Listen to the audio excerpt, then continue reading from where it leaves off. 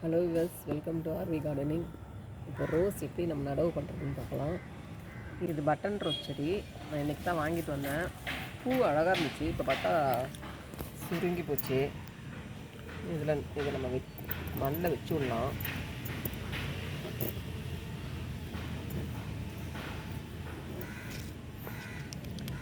களிமண்ணெலாம் கொஞ்சம் நம்ம எடுத்துடணும் எப்பவுமே.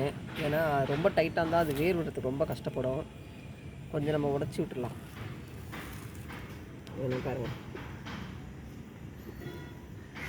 இப்படி லூஸ் பண்ணி விட்டோன்னா இப்போ நல்லாயிருக்கும் செடி. ஈஸியாக அது வேர் பிடிக்க நல்லாயிருக்கும்.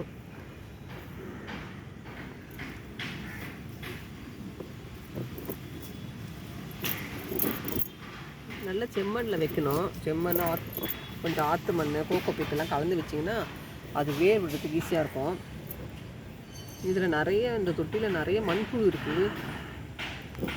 இந்த பாருங்க, நிறைய மண்புழு. இது இருந்தாலே செடிங்க சூப்பராக வளரும். நிறைய பேருக்கு ஊச்செடி சிறவே பூ பூக்கலை அப்படிலாம் சொல்லுவாங்க. அது ஒன்றும் பிரச்சனை இல்லை. நீங்கள் நர்சரிலேருந்து வாங்கிட்டு வந்து வச்சுட்டோன்னே, இங்கே பாருங்க மண்புழு வாங்கிட்டு வந்து வச்ச உடனே இந்த மாதிரி மண் கழுவியை நல்லா ரெடி பண்ணிவிட்டு, கோகோ பீட்டு, செம்மண், நம்ம வீட்டு மண் எல்லாம் கலந்து வச்சிங்கன்னா சூப்பராக வரும் செடி. இதுக்கு உரமாக நீங்கள் மாட்டு சாணம், தொழு உரம் இது வேணால் கொடுக்கலாம். நான் பொதுவாக ரோஸ் செடிக்கு வந்து இந்த டிஏபி தான் கொடுப்பேன் எப்பவுமே. டிஏபி தான் கொடுப்பேன் எப்போயுமே. இதுதான் கொடுப்பேன். இல்லை, பொதுவாக எல்லா செடிக்குமே நான் இதுதான் கொடுப்பேன். வேறு எதுவும் கொடுக்க மாட்டேன். இதுதான் கொடுப்பேன். அதுவும் நம்ம வேரை சுற்றி தான் போடணும்.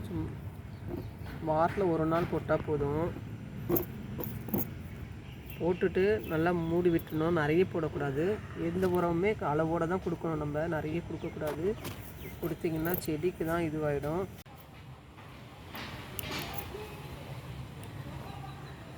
இது பாருங்கள், பூ வந்து இன்றைக்கி தான் வாங்கிட்டு வந்தேன். ரோஸு பூ அப்படியே பூத்துடுச்சு. அதுவும் எல்லாம் சுருங்கிடுச்சு. இந்த பூ இனிமேட்டு இது கட் பண்ணி விட்டுலாம் நம்ம. அப்போ தான் ரோஸ் நல்லா திரும்பவும் பூக்க ஆரம்பிக்கும். இங்கே தான் இந்த இதுலேருந்துலாம் புது புது துளிர் வரும். அப்போ தான் நல்ல செடியும் வளரும்.